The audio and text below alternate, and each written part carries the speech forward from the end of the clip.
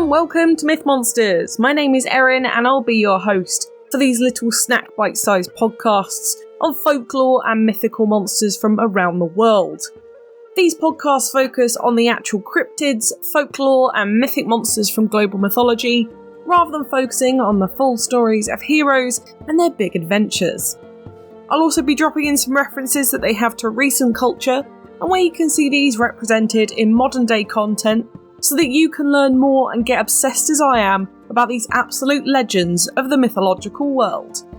Well, I have had a very historical week this week.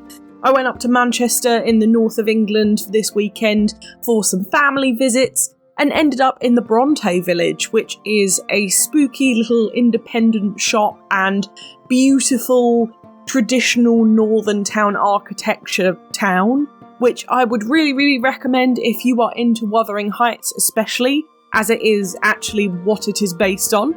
But I had a really good time. I also had a tooth pulled out, which is a wild experience as an adult, and I do not recommend it. It is one of my premolars, so you can't see it, but I can feel it still. I had it done on Tuesday and I'm still not feeling good. Anyway, we are talking about beaks this week, though rather than teeth, which you might think is a little bit weird, considering we're discussing a sea monster.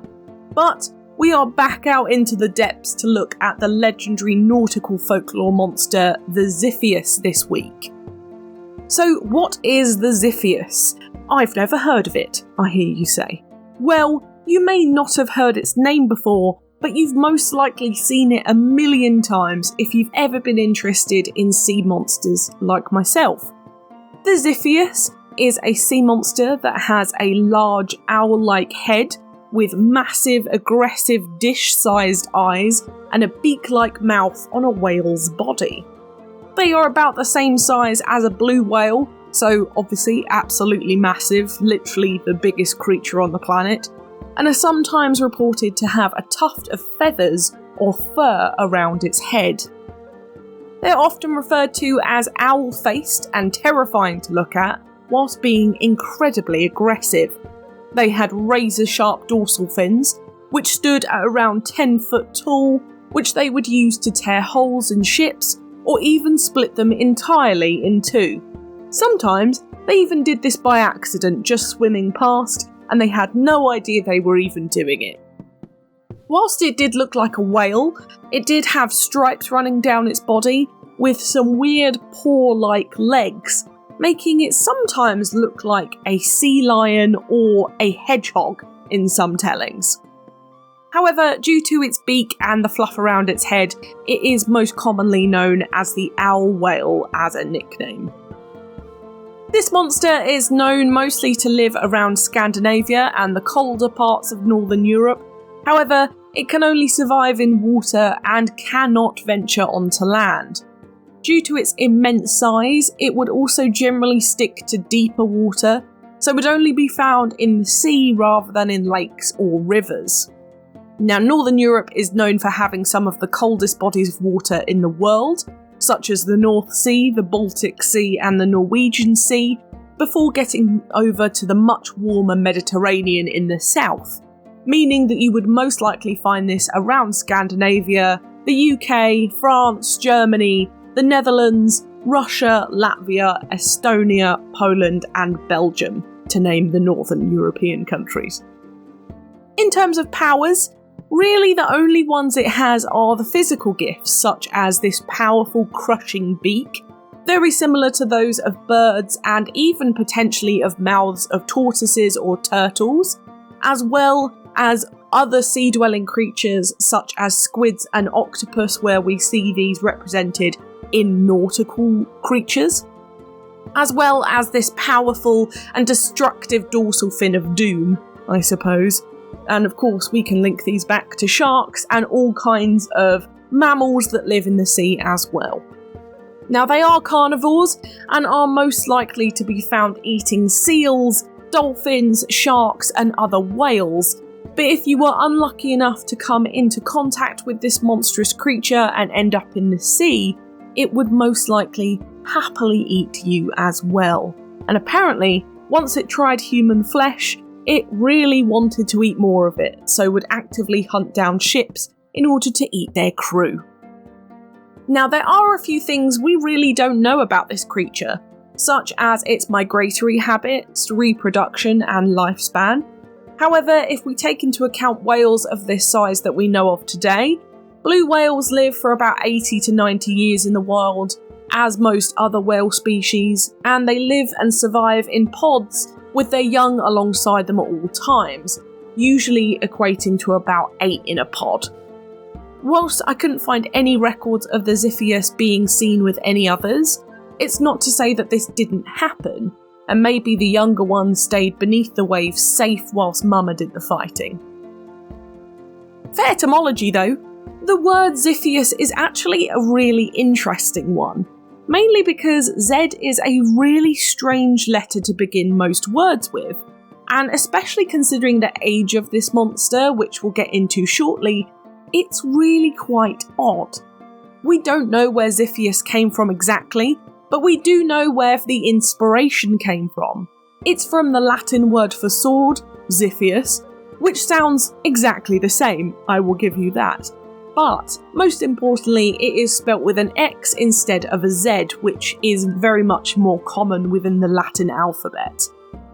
Of course, we can say that an X within the English language is usually pronounced as a Z sound, maybe pointing to Ziphius being an anglicised version of the word, but it's not actually confirmed concrete anywhere. It is named after the sword due to the cutting nature of its dorsal fin, which does make it nice and easy in terms of just breaking down what that word means and how it relates to our monster. In terms of history though, this monster goes back quite a long way, but we don't really know much about it and the specifics of it either. We do know that it was first mentioned within medieval times within Scandinavia, going back to around the 16th century, or in easier terms, around 1500, when actually the medieval era was coming to a close within Europe.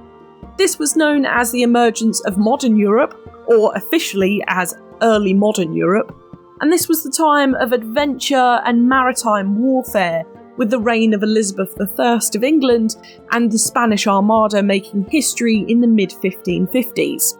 Europe was known for its massive amount of ships and colonisation within this time, including the discovery of the Americas and a lot of Asia to the Europeans too.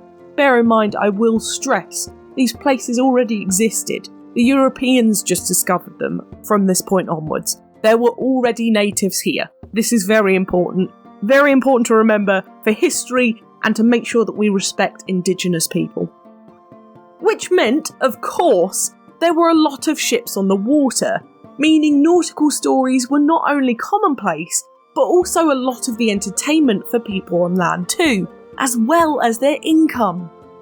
Whilst you had traders and merchants on the sea, you also had pirates and military vessels, which meant that the variety of people on the water was vast, much vaster than we have now. Even though we have stuff like cruise ships, it's just not the same in terms of exposure to the general populace. As well as this, it was a time of fantastic entertainment. It was the golden age of British theatre. Shakespeare and Marlowe were at the peak of their fame in England, and stories from other countries from across the sea were penned by some of the greats. But I will stress as well that most of these old bards never left England, and so these massive stories that we know of now, like The Merchant of Venice, Shakespeare never actually went. With the flow of the common man being on board ships though, it meant that reports of sea monsters massively increased in comparison to before this time. And all of these were being reported back to the populace back home, meaning that these stories were blown up to massive proportions, and these myths really did start to stick. But because we don't really know much historically with dates with this monster, and a lot of the records of this monster have been lost to time, unfortunately that's about all the history I can give you in terms of this one. It is interesting nonetheless to know that it's as old as it is, and it still survives now with very little historical knowledge available on it. It does make me sad. I do hate it when I get to these kind of monsters, when we know that they've existed for so long, but the details are really vague and we can't give dates or any kind of eyewitness accounts. It makes me sad, but that's all I can provide, I'm afraid. What could these people have seen though?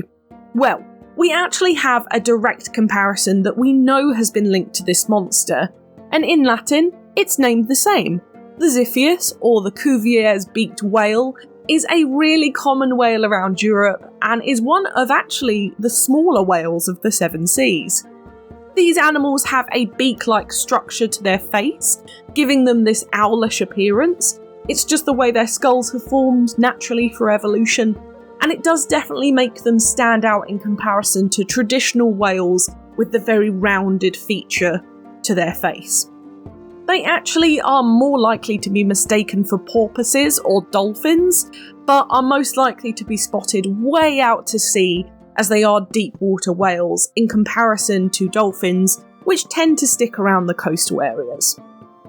They were discovered officially back in 1823 by Georges Cuvier, who named them after himself, of course, but in Latin after the legendary sea monster with the beak, which is a great tribute mainly, but it's also how this monster still lives on today, and I generally think if we didn't have this monster would have fallen out of existence and would only exist on those pirate maps. In terms of the wider species, it's actually a genus species, so 22 whales have this name too, and they are really common, so thankfully this monster will also continue to live on as long as we preserve our wonderful oceans. There were also thoughts that this monster could be mistaken for an orca, or killer whales as they're more commonly known, as these are really quite common around the north of Scotland and within Scandinavia, as they do tend to stick around colder waves. However, orcas don't tend to have this beak-like feature, bar their slightly longer noses for whales, but this could be said about most whale or dolphin species as well. Neither of these species, though, are said to be aggressive towards humans, and the beaked whale would only be eating smaller prey due to its size anyway. There have been barely any recorded attacks on people from orcas, although that has increased recently due to, of course, dwindling fish populations due to us, I'm just going to say, but it's not something that historically we have seen, whilst the Ziphius was definitely more aggressive and very up for eating people. Of course, when talking about sea monsters that are this infamous and highly misidentified, we do have to talk about the Kraken, which is very often put in the same category as this monster. The Kraken is usually described as a large sea monster of no particular description, but it is most commonly portrayed as either a giant squid or a humanoid beast. But who is to say that the Kraken couldn't be an owl-faced whale? We just don't know. And it does come from the same kind of area from around the same time, so it can definitely be pulled into the mix as a contender. But moving on to modern media, we are going to look at monstrous whales this week as they fit into this monster really well. So for art, I would really recommend having a look at old maps from around Europe, which do have the images of this monster on, and is probably the most easy way to find this, even though they are not explicitly named sometimes. Honestly, there are not many independent pieces this week, but always do have a look out for them. I use the traditional portrait from a pirate map for this week in my advertising, and it definitely represents how monstrous this monster was. In movies, we have Finding Nemo, Pinocchio, The Page Master, Moby Dick, The Asylum, The Adventures of Baron Munchausen, The Adventures of Pinocchio, and Kurigami. For TV, we have Digimon, Berserk, Bleach, Gaio, ReZero, Toriko, The Mermaid Princess's Guilty Meal, Doctor Who, Stargate Atlantis, Walking with Beasts, BoJack Horseman, SpongeBob SquarePants, Futurama, and Courage the Cowardly Dog. In video games, we have ones such as Skies of Arcadia, Endless Ocean, Don't Starve, Omori, Resident Evil Revelations, Final Fantasy 9, 10 and 14, Dragon Quest 9, Alundra 2, Super Monkey Ball, Kingdom Hearts, Harmful Park, Fallout 4, Dishonored, Subnautica, and Cthulhu Saves the World, which I'm sure he doesn't. My book recommendation this week is Don't Shoot the Albatross, Nautical Myths and Superstitions by Jonathan Ayres, which is a great book on nautical folklore, including a lot of the monsters we've covered before, and actually have yet to cover, as well as the myths surrounding them. And another, which is a really big recommendation, is Sea Monsters, A Voyage Around the World's Most Beguiling Map by Joseph Nigg, which goes more into the monsters and how people came up with such fantastical creatures of the depths and then ended up portraying them on maps of ancient times. But now it's time for Do I Think They Existed? I think the joy of being from an island is that we have a natural fascination with the sea here in the UK. At least I have always found that growing up here. I'm very much a sea baby. So to put a monster that I've been seeing on maps since my very early days in education, with trips to the sea to back these up, really itches something really good in my brain. But for this one, it's a very clear no. I'm so sorry. It is most likely a definite case of misidentification. I want you to just close your eyes for a second and just listen. But imagine being a pirate. You're a bit drunk, you've got one eye, and you're on a moving vessel looking out into the emptiness and sometimes blackness of the open sea. Anything that might pop up is gonna freak you out. But you see a whale with a weird looking beak face that seems massive in comparison to your boat, and you can definitely see how these kinds of monsters came into existence this way. But I do think it was most likely these beaked whales that they have been linked historically to. It does just naturally make sense.